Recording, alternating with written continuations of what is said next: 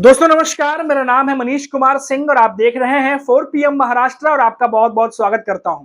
दोस्तों बीजेपी नेता नवनीत राणा, पूरे पाकिस्तान से धमकी भरा कॉल आया है और कॉल में धमकी में क्या कुछ कहा गया है वो भी आपको बताएंगे।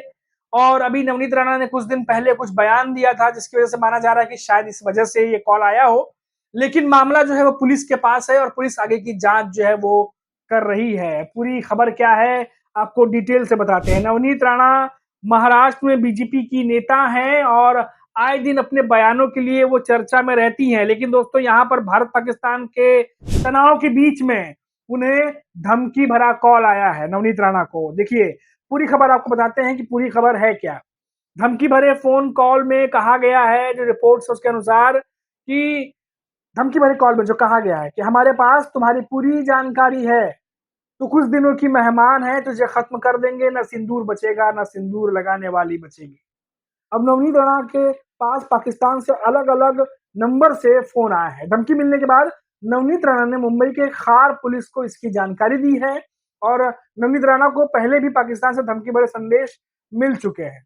आपको बता दें कि ऑपरेशन सिंदूर के बाद नवनीत राणा का एक बयान आया था जिसमें उन्होंने कहा था कि घर में घुसकर मारा है, कब्र तुम्हारी खोदी है, देश की गद्दी पर बाप बैठा तुम्हारा मोदी है, क्या बोलते हो छोटे पाकिस्तान, बकरे की अम्मा कब तक खैर मनाएगी।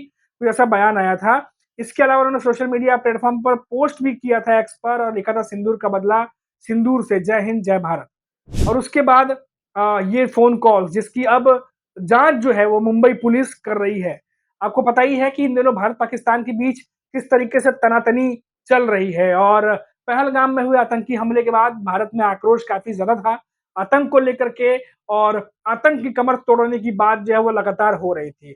और हमने देखा कि ऑपरेशन सिंदूर चलाया गया भारतीय सेना की तरफ से, इसमें पाकिस्तान को पूरी तरीके से जो है वो मुखी खानी पड़ी। भारतीय सेना ने पूरी डिटेल उसकी दी है कि कैसे कैसे उसके एयरबेस तबाह किए गए, कैसे आतंकी अड्डों को निशाना बनाया गया, तमाम चीजें जो है वो हुई हैं। और इन सबके बीच में जो खबरें हैं वो अलग अलग देश से, अलग अलग राज्यों से, अलग अलग देशों से भी आती रहती हैं खबरें।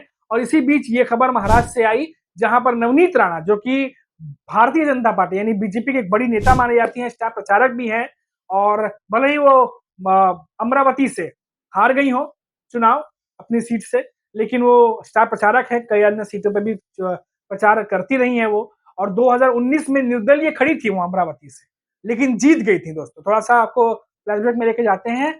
नवनीत राणा जो है 2019 के लोकसभा चुनाव में निर्दलीय लड़के चुनाव जीत गई थी और इसी वजह से बीजेपी ने उन्हें साल 2024 में अमरावती से टिकट दिया चुनाव लड़ने के लिए। हालांकि कुछ नेता, ये कुछ रिपोर्ट्स ऐसी थी जिन्होंने ये बात कही कि नवनीत राणा इस बार हार जाएंगे, ऐसी रिपोर्ट्स हैं, उसके बावजूद भी बीजेपी ने उन्हें टिकट देकर के खड़ा किया और नतीजा ये रहा कि इस बार जो है वो नवनीत राणा 2019 की तरह जीत दर्ज नहीं कर पाई और अमरावती से इस बार हार गई। और दूसरी पार्टी जो थी कांग्रेस की थे वहां पर उम्मीदवार, वो जीत गए थे। तो एक बहुत बड़ी हार नवनीत राणा को लगी थी। और लगातार हमने देखा है कि राष्ट्रवाद पर तमाम हिंदुत्ववादी विचारधारा को लेकर के लगातार नवनीत राणा जिस तरह से बयान देती हैं, सुर्खियों में रहती हैं, खबरों में रहती हैं, हेडलाइंस बनती हैं उनके बयान की वजह से। और अभी जो बड़ी खबर आ रही थी, क्योंकि ये खबर भारत के नेताओं से जुड़ी हुई है और एक ऐसी पार्टी के नेता से जुड़ी हुई है जो सत्ता में है, तो ये खबर बहुत अहम हो जाती है, खासतौर पर तब जब पाकिस्तान से धमकी भरे कॉल आते हैं, वो भी ऐसे समय में। अब मामला मुंबई पुलिस के पास है, मुंबई पुलिस जांच कर रही है। उम्मीद है कि जल्द ही जांच की डिटेल भी सामने आ जाएगी। और अभी फिलहाल जिस तरीके का माहौल है, जिस तरीके से भारत पाकिस्तान के बीच में तनातनी है, महाराष्ट्र में भी सरकार एहतियातन कई सारे कदम उठा रही है और कई सारी डिटेल हमने जो आपको जाननी चाहिए, एहतियातन जो आपको जाननी चाहिए, जो आपको भी उठाना चाहिए पर्सनल लेवल पे, वो हम लगातार आपको खबर हम बताते रहते हैं। आप 4 पीएम महाराष्ट्र पे देख सकते हैं कि क्या-क्या एडवाइजरी जो है महाराष्ट्र सरकार की तरफ से जारी की गई है, तो वो भी आप वीडियो देख सकते हैं। फिलहाल अभी के लिए इतना ही, लेकिन दोस्तों महाराष्ट्र की ताज़ा खबरों के लिए, महाराष्ट्र की पॉलिटिकल लेटेस्ट खबरों के लिए, या जो भी खबरें जो आपसे संबंधित हैं उनको जानने के लिए 4 पीएम महाराष्ट्र को सब्सक्राइब कर दीजिए और वीडियोज़ को डेली अपडेट आपको मिलती रहे, इसके लिए लाइक कर दीजिए, नोटिफिकेशन दबा दीजिए ताकि हमारे सारे वीडियोज़ आपको मिलती रहे। अभी के लिए इतना ही, आप देखते रहिए 4 पीएम महाराष्ट्र। नमस्कार।